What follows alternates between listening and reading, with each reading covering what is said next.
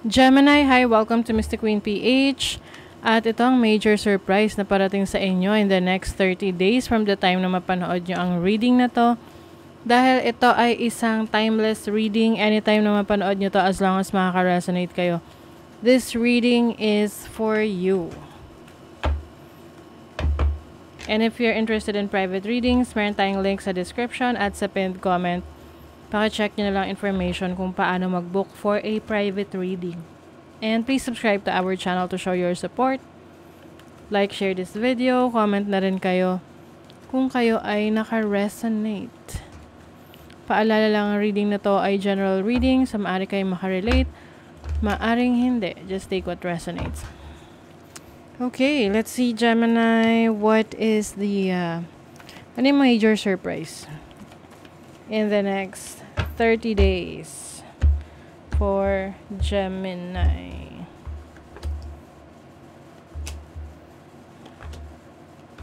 Ay. Merong may magbabalik.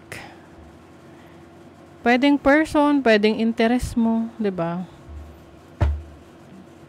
You have the Three of Cups. Yung iba may reunion.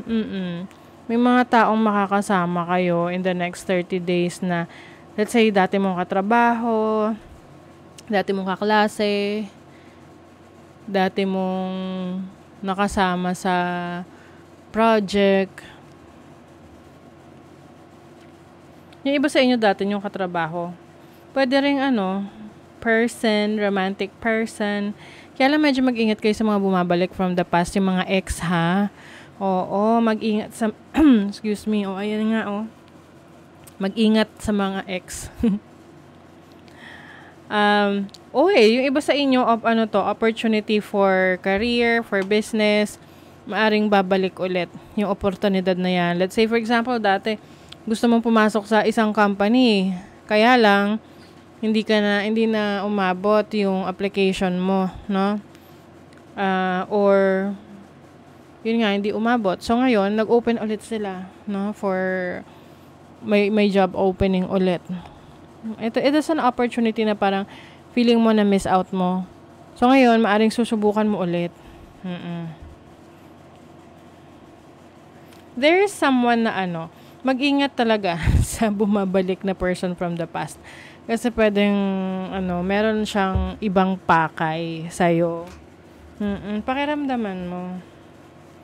You have the Six of Cups. This is about energy ng past, nostalgia. Pwede rin kasi tong dati mong interest na gusto mong balikan. Na halimbawa sa pagpipainting, dati gusto mo yan, magpipainting, kaya lang nawalan ka ng oras at panahon. So ngayon, bumabalik yung pagkakataon na yun. You have the Page of Pentacles. Yung iba sa inyo, baka babalik kayo sa school. Or may research pag-aaralan, magsusubscribe kayo sa isang creator na meron kayong matututunan sa kanya. Like, meron siyang sinishare na knowledge, na skills. Also, maaring mas magiging competitive ka ngayon kesa dati. Na ikaw mismo yung magsusurprise sa sarili mo na may gusto kang patunayan. Gusto mong mas mag-grow, umunlad. And definitely, mahanap mo yung purpose mo, yung happiness na yan. Yung iba sa inyo may opportunity sa ibang bansa. Pag-abroad. OFW. Or nandoon yung person na makikilala nyo surprisingly. What is the Six of Cups? Diba? Two of Cups. Nako ha. Eto, yung iba, pwedeng may kipag-ayos, may kipagbalik. May kipagbalikan sa ex. Siyempre, wala naman tayong magagawa kung gusto nyong balikan. Mas maging maingat. Meron din kayong mga business opportunities na magbubukas para sa inyo sa pamamagitan or dahil sa connections ninyo. Like, connection sa friends, sa mga katrabaho, may mga bagong contacts. May mga bago kang makikilala. Yung iba, pwedeng merong makaaway, makatampuhan na mahal sa buhay, no? Specifically, like yung father figure or male figure sa family. Pwede ring romantic partner ninyo. Yung hinihintay nyo na opportunity sa ibang lugar, ibang bansa darating na.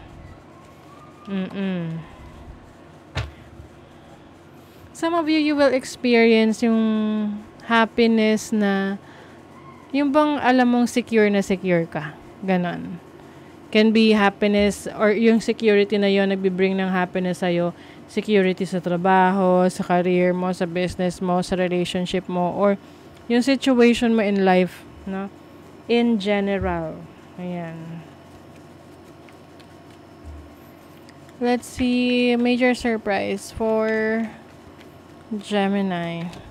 Meron talagang reconciliation dito. Yung iba sa inyo, dati yung, kumbaga kapamilya nyo, na matagal nyo na hindi nakikita.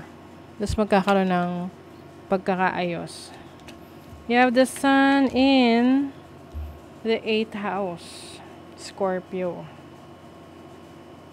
Very competitive yung energy ninyo, lalo na sa business.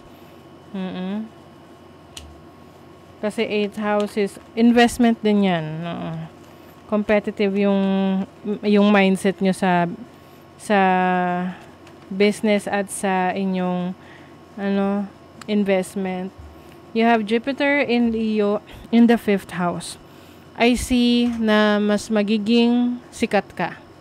You will gain a lot of followers, viewers kung nasa social media ka. Kung nasa private ka naman, yung community mo, yung company will give you more opportunities. You have Saturn in Aries in the 1st house. Mag-ingat lang sa mga hindi pinag-isipang desisyon or actions, no? Wag magpadalos-dalos. Kasi pwede dyan na meron kang maging desisyon na pagsisisihan mo lang. Kaya kalmahan mo lang. You will also showcase your talents, your skills. Maraming taong maka-appreciate sa galing mo. Yung iba rito, merong surprise baby. Surprise baby. Oo, kaya kung hindi pa kayo ready for a baby or responsibilities, mag-ingat. Pero kung ready na, then go.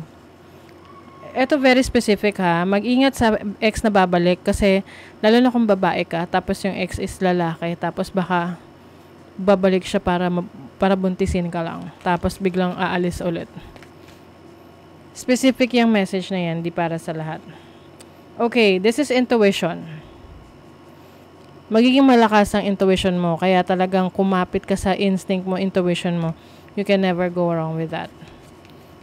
Pag alam mong napapakiramdaman mo na ay parang may hindi tama, may hindi okay, then lakasan mo pa yung instinct mo kasi maaring yun nga, binibigyan ka ng babala. You have the star. You will be the star. Like what I mentioned kanina, you will gain a lot of attention, recognition, and also divine guidance. So, wag mag-alala, divinely guided ka naman. Kung saan ka mas makakabuti, yun talaga doon ka talaga ibibigay, doon ka dadalhin. This is pagiging conscious sa creation mo, no? Kailangan rin, alam mo kung ano yung gusto mong gawin, alam mo kung ano yung gusto mong ipresenta sa mundo. Kumbaga, parang tinatawag nilang niche, no? Yung focus, yung attention mo, kung saan, ano yung gusto mong gawing area of expertise mo. And you will also have a lot of visions, no? Itong visions na to, ito yung magbibigay sa'yo ng guidance na nasa tamang landas ka. Maaring mas magiging madalas ka ring managinip. Sa mga panaginip mo, pay attention to that kasi may mga messages yun. The universe is calling you to notice important synchronicity. So, ayan yung mga signs, mga repeating numbers, synchronicities, yan. Alamin mo kung anong ibig sabihin yan. Bawa, madalas ka makakita ng 111, 222, 12, 12, 11, 11. Ganon. The power of divine grace is within you. Yes. Nasa iyo yung divine grace. kumbaga, ibe-bless ka for what you do, especially kung iyong ginagawa mo ay in alignment sa iyong destiny. Ayan. So, that is your reading, Gemini. Thank you so much. See you again.